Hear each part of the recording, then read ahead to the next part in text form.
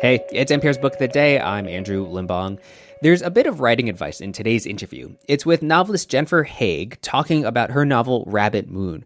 It's a family drama centered around a young American woman living in Shanghai who gets into a car accident. And in this interview with Here and Now Scott Tong, Haigh gets into how this affects her separated parents and her sister and the familial bond between them all. And in talking about all of that, Haigh drops this nugget of wisdom that for her, a novel begins, quote, with the moment after which nothing will ever be the same. Her interview's coming up after the break.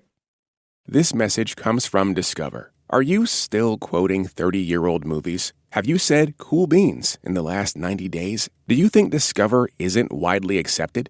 If this sounds like you, you're stuck in the past. Discover is accepted at 99% of places that take credit cards nationwide. And every time you make a purchase with your card, you automatically earn cash back. Welcome to the now. It pays to Discover. Learn more at discover.com/credit card, based on the February 2024 Nielsen report.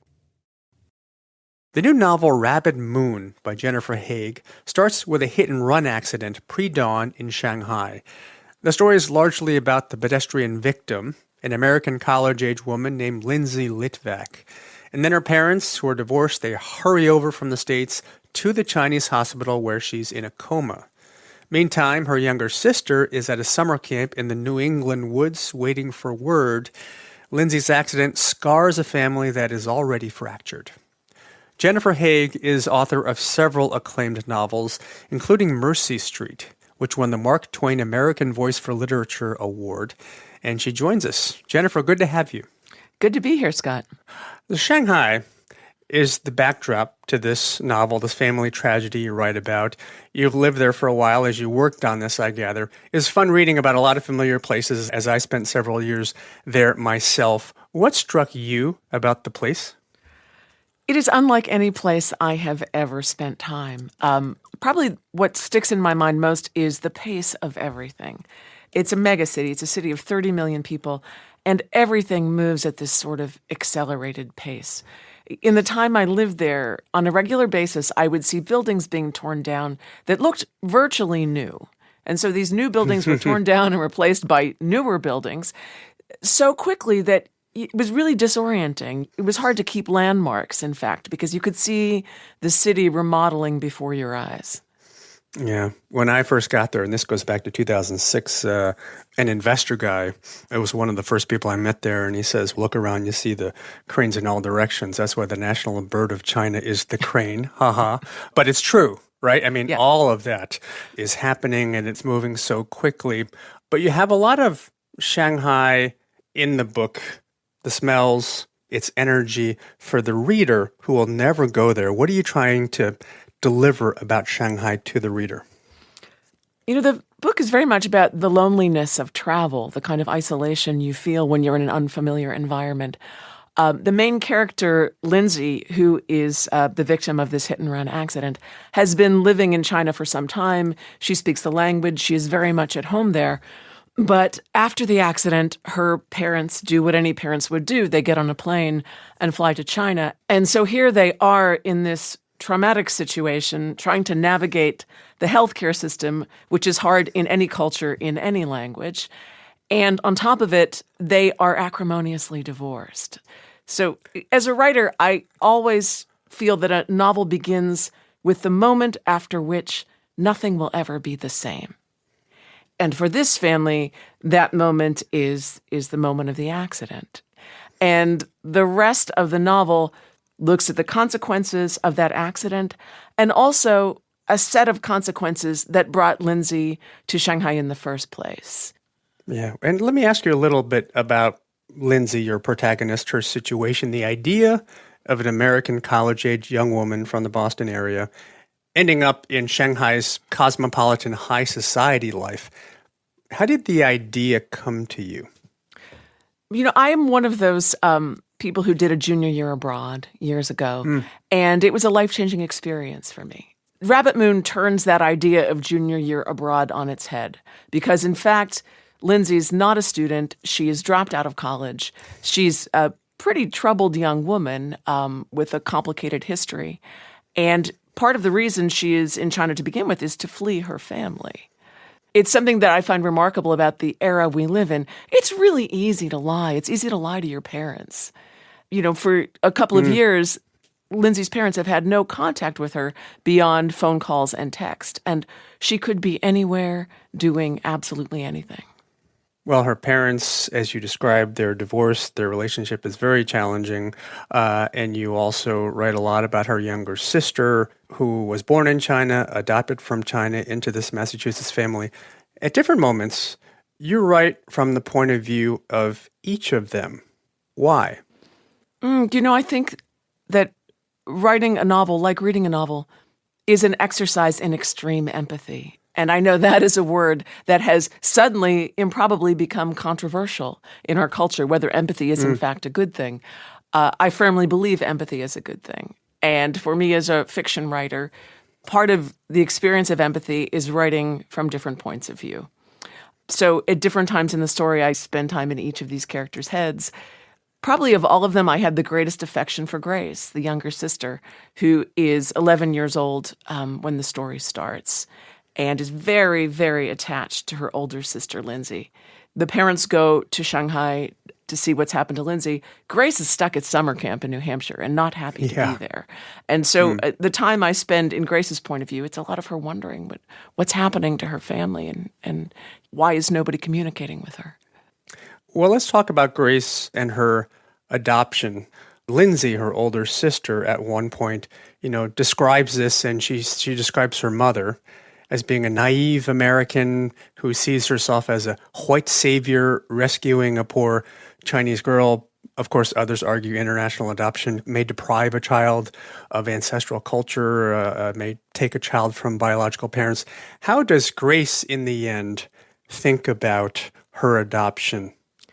Over the course of the novel, you see an evolution in the way Grace thinks about this. When we first meet her as an 11-year-old, she simply doesn't want to be adopted. And so she has really refused her parents' attempts to teach her about Chinese culture. Her parents have wanted her to take language lessons and calligraphy lessons and Chinese dance lessons, and Grace will have none of it because it makes her feel separate from this family she loves. She does not want to be different. And over the course of the story, her thinking about this changes. Yeah. And how did you kind of approach writing about adoption, Chinese adoption? I mean, it's a topic a lot of people discuss, debate, have different views on.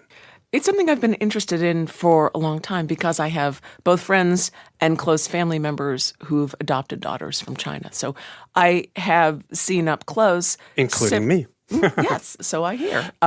So in each of these families, I've gotten a different view of how this adoption can play out. And the adoption experience in Rabbit Moon is not meant to be typical. I realize there is no such thing.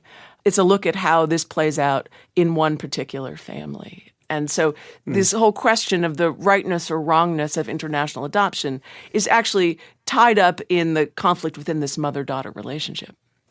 There is one peripheral character I want to ask you about. Sun. Mr. Sun is the property manager in the building in Shanghai where Lindsey lives. He's a widower, has no children. His parents are gone. This is a little window into Chinese history here, isn't it? Yes. Yes. I loved writing the character of Sun, and we get his point of view quite briefly. There's only one section that is from his point of view, but it's a lens on China that none of the other characters can possibly have. The other characters, by and large, are Americans. Part of the experience of being a foreigner is that you have this heightened ability to observe. You have fresh eyes because everything is new, but you don't always understand why things are the way they are, and Sun is there to provide that. Yeah. It's striking to read that, and that, like so many people of this generation, are directly connected to the society-wide disaster of the Cultural Revolution. And to me, that is what the Sun story kind of tells.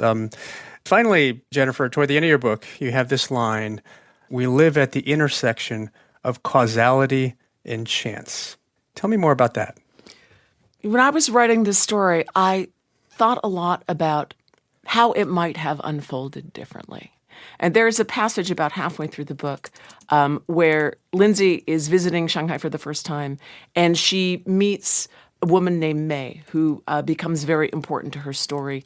And I thought about how if Lindsey had been sitting in the restaurant next door, everything that happened in her life from that point forward would have unfolded differently. When you're writing fiction, you are acutely aware of that if you change just one variable, it's the butterfly effect. It changes the whole cascade of consequence that happens afterward.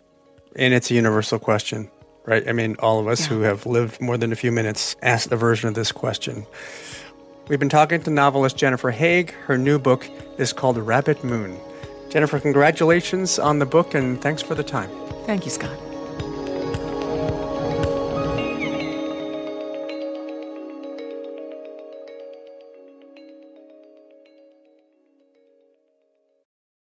Support for NPR and the following message come from Rosetta Stone, the perfect app to achieve your language learning goals no matter how busy your schedule gets. It's designed to maximize study time with immersive 10-minute lessons and audio practice for your commute. Plus, tailor your learning plan for specific objectives like travel. Get Rosetta Stone's lifetime membership for 50% off and unlimited access to 25 language courses. Learn more at rosettastone.com/NPR. Support for NPR and the following message come from IXL Online. Is your child asking questions on their homework you don't feel equipped to answer? IXL Learning uses advanced algorithms to give the right help to each kid, no matter the age or personality. One subscription gets you everything. One site for all the kids in your home, pre-K to 12th grade. Make an impact on your child's learning. Get IXL now. And NPR listeners can get an exclusive 20% off IXL membership when they sign up today at IXL.com/NPR.